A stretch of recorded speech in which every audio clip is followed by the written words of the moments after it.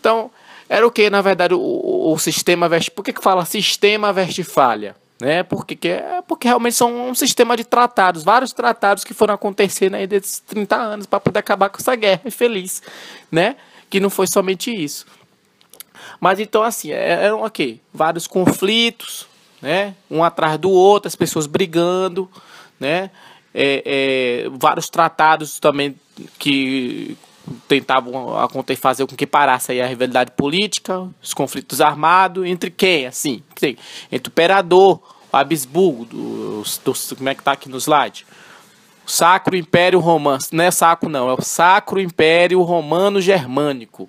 Né? Então esse aí que era ligado aos católicos, essa criatura, esse imperador Habsburgo, do Sacro Império Romano Germânico, ele era o que? Católico, ligado aos católicos, ligado ao que? Ao papado.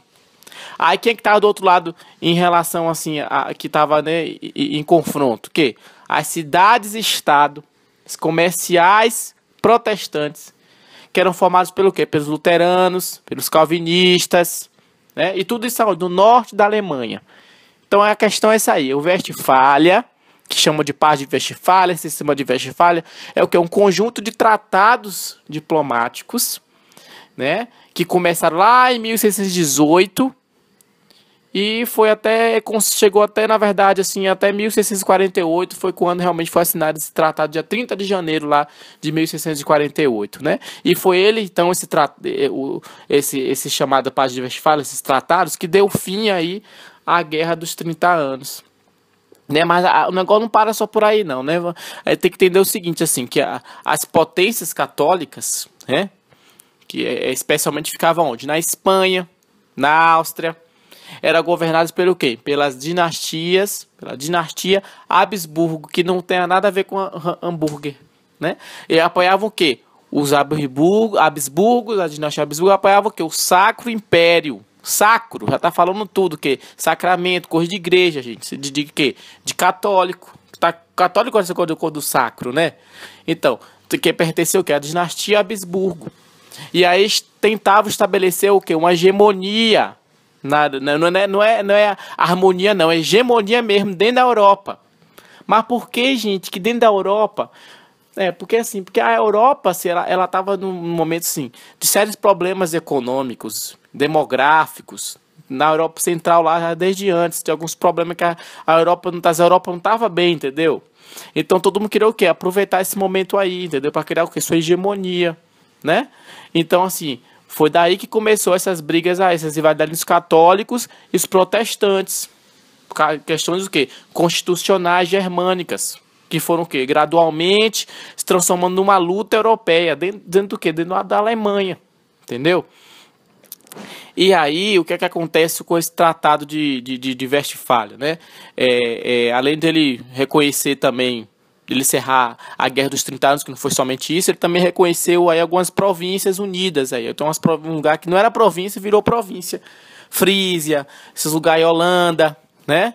Zelândia, Utrecht, tudo que é isso aí, ó, e outras coisas também aí não eram. Era o quê? Eram províncias, virou o quê? Quer dizer, né, foi reconhecidas como províncias unidas, não eram.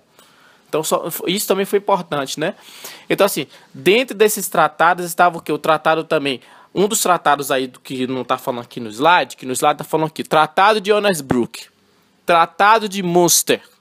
Vamos chegar lá, né? Calma, né? Primeiramente, tentei também, teve outros tratados aí também, gente, não é só esses dois tratados não, mas esses são os principais também, mas teve outro tratado. O Tratado Hispano-Holandês foi esse que pôs fim à Guerra dos 30 anos, ele está dentro do sistema do Westphalia, né? E esse que foi assinado lá, o quê? Dia 30 de janeiro de 1648. Aí veio o Tratado de Onnesbruck, que foi assinado em 24 de outubro de 1648, lá entre Fernando III, que era o imperador Sacro Império Romano Germânico. Esse imperador aí, o nome dessa criatura aí é Fernando, viu? Fernando III.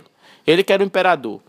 Né? Que assinou o tratado foi o quê? Também os príncipes alemães também assinaram, a França, a Suécia, né? E foi isso aí que pôs fim ao conflito entre essas duas potências também, né? Alemães e França também, isso também aconteceu no bojo aí dessa paz de Westfália. Então muita paz, gente, foi conseguida, não é bem paz, né? Mas foi uma certa paz assim, foi conseguida, né?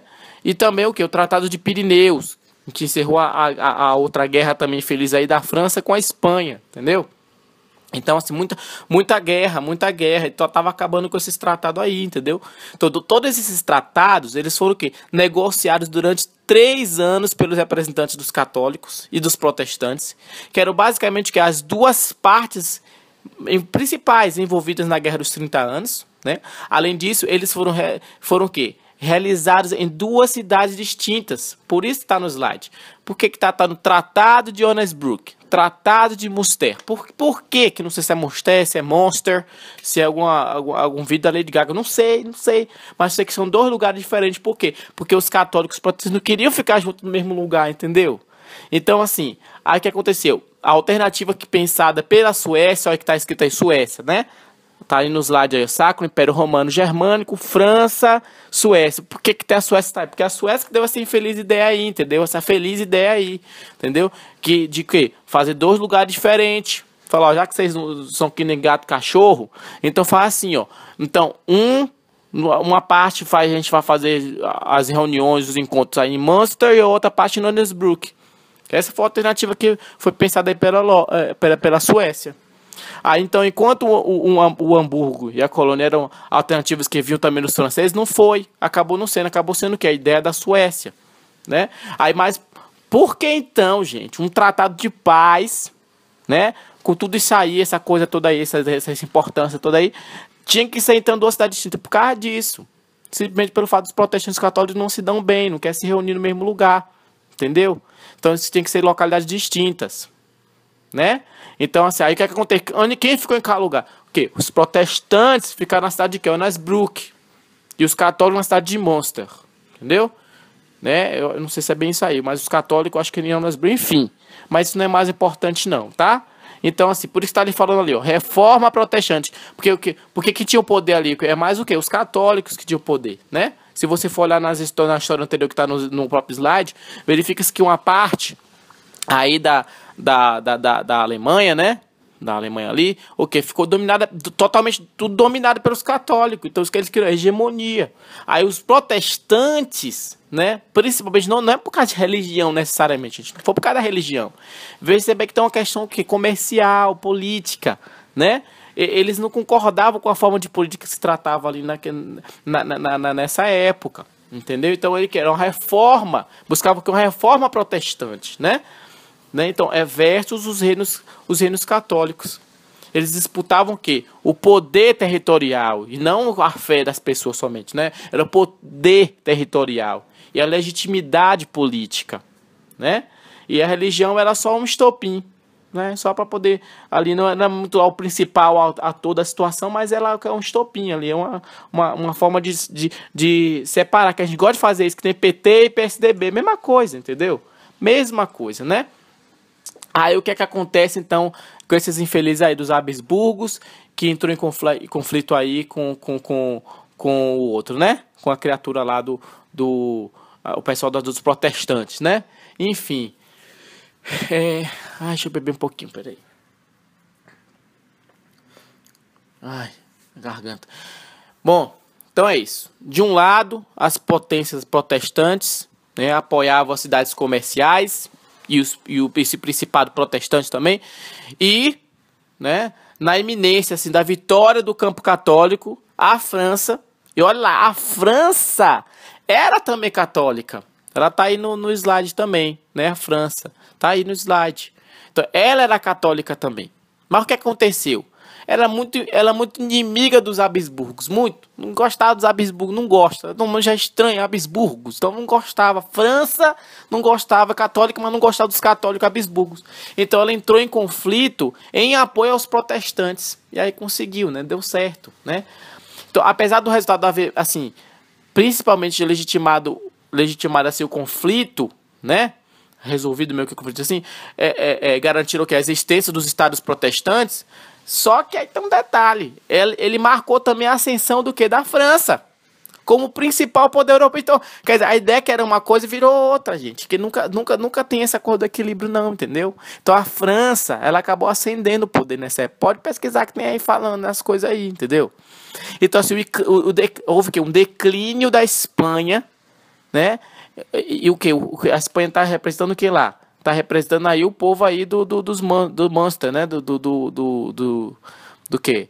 Das pessoas aí dos protestantes, gente, né? Então, assim, o fim do sonho, Habsburgo foi embora também, de um império que universal, que fosse só eles mandassem, foi tudo embora. Então, basicamente, a paz, né, de Westfália garantiu o quê? Garantiu o direito de cada estado manter seu regime e a religião, né, sem interferência externa. Então, isso vai cair na prova. Isso que é importante. Vai cair na prova. Eu estou profetizando aqui, pai Jeff. Vai cair na prova que o quê? Que o que aconteceu com o Westphalia? Ele conseguiu o quê? Isso estava na prova que a gente fez anterior. Eu não sei se estava no maior estado. Que o quê? Buscava o quê? O que conseguiu a parte de Westphalia? Garantiu o quê? O direito de cada estado manter seu regime e religião sem interferência externa. A Alemanha foi o quê? Bastante destruída, fragmentada. Isso é um ponto negativo.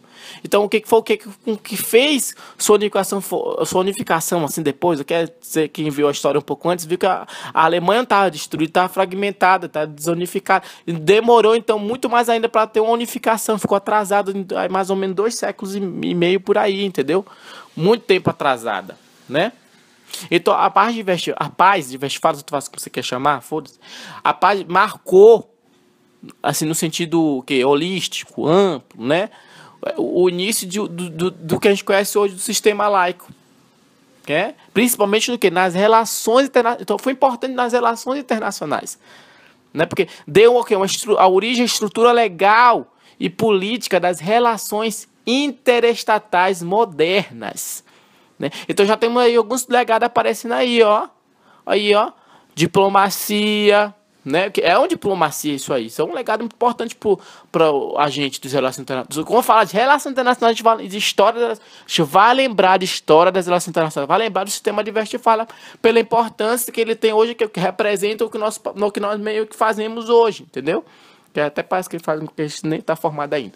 Mas o que? A diplomacia, a soberania estatal. É isso aí que eu acabei de falar, gente. Entendeu?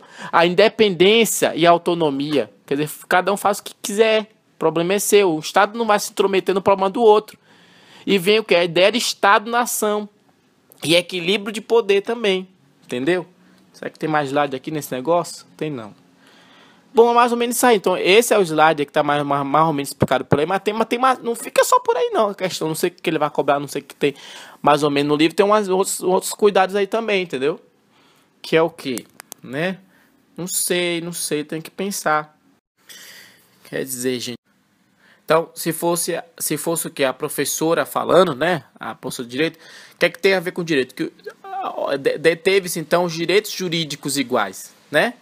Então, tinha direitos jurídicos iguais, que a ser respeitados pelos membros. Então, todas as formas de governo passaram a ser legítimas e se estabeleceu o princípio de tolerância e liberdade religiosa, que era escolhida por quê? Pelo príncipe, né? Então, assim ficou estabelecida uma concepção que até hoje nós usamos ainda, que é das relações internacionais. E antes era o quê que mudou? O que é que era antes? Era uma ideia medieval de autoridade religiosa, única, universal, que nem o pastor Everaldo queria fazer, e a Marina, entendeu? Agindo como árbitro maior da cristandade. Isso acabou isso aí. Eu não sei se tem muito a ver, mas o que a gente viu lá de o quê, né? Das aulas de antropologia, que é o quê? Não sei se era na mesma época aí também, não sei. Tô falando aqui, não sei. Mas que vê o quê? Um tempo de um estruturalismo, um tempo que de uma coisa relativista, né? Sei lá. E antes era o quê? Uma coisa mais de universalismo. Acabou isso aí, acabou. Enfim.